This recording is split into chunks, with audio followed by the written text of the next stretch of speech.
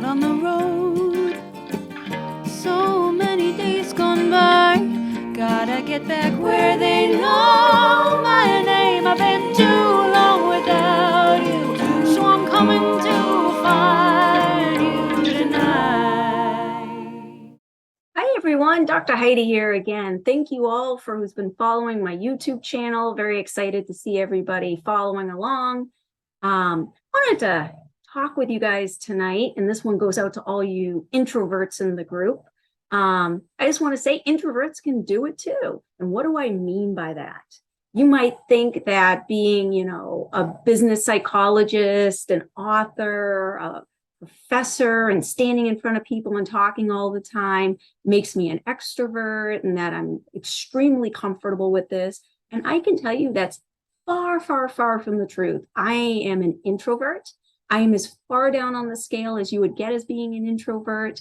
My preference is more quiet time, being alone, not talking in front of groups of people. So you might say, well, that's a really interesting career choice. And I'm going to share a little story with you guys this evening, something that, helped me kind of get on the path that I'm on, and also helped me, being an introvert with public speaking and kind of getting over my fear of that. And I'll tell you, it was my doctoral journey that really was the catapult for that. I'll tell you a little story a little bit prior to that.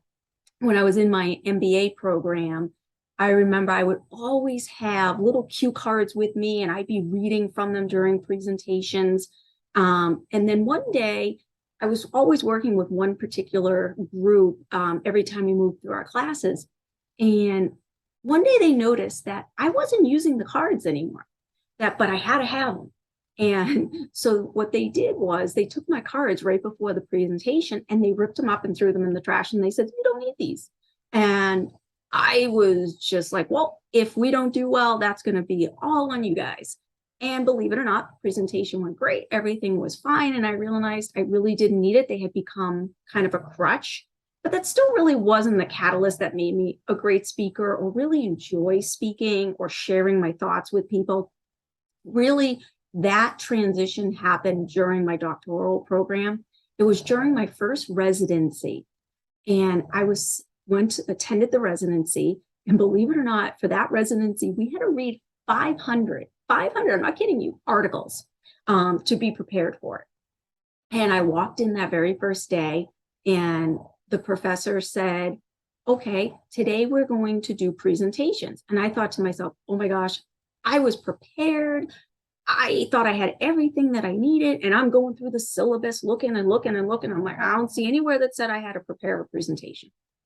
And she said, for all of you who are, getting concerned right now, no, you didn't have any homework to do this. We're going to do this right now. You guys have 20 minutes to prepare your presentation. So I did the thing that I always do. I open up my PowerPoint, I get things ready, I prepare my presentation. And then as the day progressed and she asked for volunteers, I did the typical, behaviors that I would normally do, which was look away. I made it till past lunchtime. So I thought, geez, maybe we'll run out of time and I won't have to present today. She's looking for people to, put up their hands. I'm not doing that. And then it was finally my turn.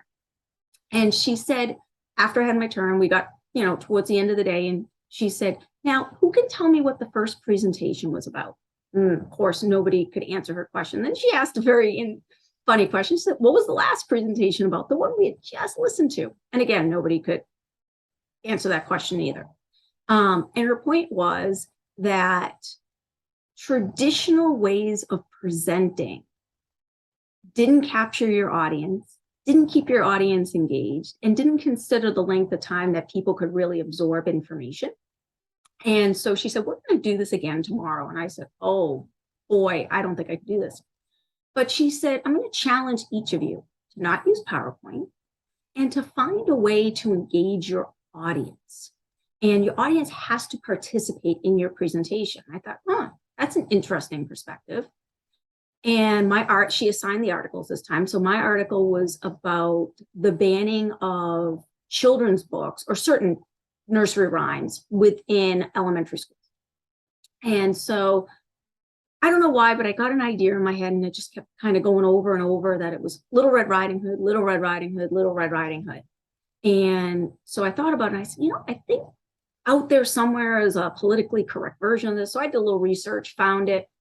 Long story short, came in the next day and I was very excited about what I had prepared. And she asked who wanted to go first. And the first thing that happened was my hand went right up. And I kind of like looked at myself out of like an out of body experience, like what's happening right now? And so I didn't get to go first because a lot of people had raised their hand. And so I was like second or third. Yeah, it was probably second or third. And so when I did my presentation, I got up, I recited the nursery school rhyme. Everyone was like, wow. And then I had put everybody in teams. And at each table, I had put a little card and I asked them to open their cards up. And inside the card was a name of a nursery rhyme. And so what they were supposed to do as a team was they were supposed to prepare a politically correct version of that nursery rhyme, just a very small skit. And so they had like 5 minutes to do it and then they performed. And we had presentations like this throughout the entire day. And I can tell you at the end of the day, I did not remember everything, but I remembered a lot. And it is now, I don't like to date myself, but it's about a good 16 years later, 17 years later, and I still remember that day, and I still remember a lot of those presentations. And what really hit home for me was that I needed to connect with the material that I was going to present. If I enjoyed it, if I was passionate about it, and I loved it, then it was much more fun to talk to other people about it. And I really transformed the way I thought about presentations. Presentations are not about myself lecturing a group of individuals. A presentation is a catalyst for a discussion around a topic where hopefully the audience is there because they have some sort of passion or connection for that topic as well. And you engage with them. You figure out ways to connect with them and get them involved in the conversation. Needless to say, group size does play a role in that. And so there's different techniques that can be used for smaller groups versus larger groups. And I know a lot of people struggle with this particular topic. And so if anybody would want to, connect and talk a little bit more about how to improve their public speaking, I have some great programs. It's under the So to Speak category on my website. It really helps with not only overcoming the fear of public speaking, but also helping people from other cultures and backgrounds kind of learn about Western colloquialisms and overcoming their worries and fears of those things and gain a better understanding of our Western culture as well. And kind of just wrapping back to the whole conversation about introverts, for myself, it's not about I can't do it. It's just about that the energy source comes a little bit differently for me than it does for an extrovert. As an introvert, when I do lectures, when I do things, I have to be passionate about it. I get very excited about it. But when I'm done, I do like my quiet time. I kind of have to like refueling the battery a little bit. Whereas I know my colleagues who are definitely much more extroverted than I am, it almost energizes them and they could just keep going and going and going. So that's really the only difference. So, don't let the label of introvert hold you back from what you can achieve in life.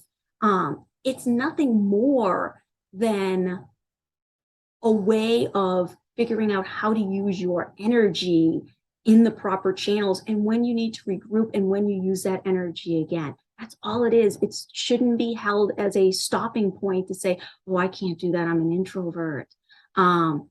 There's so many techniques we can use to overcome that kind of stigma. So look forward to connecting with you all. Hope I hear some feedback from you guys on this particular topic. Love to hear from more of my introverts and my extroverts out there to see what their perspectives are and some of the worries that you have and help you work through them. So stay tuned for our next topic.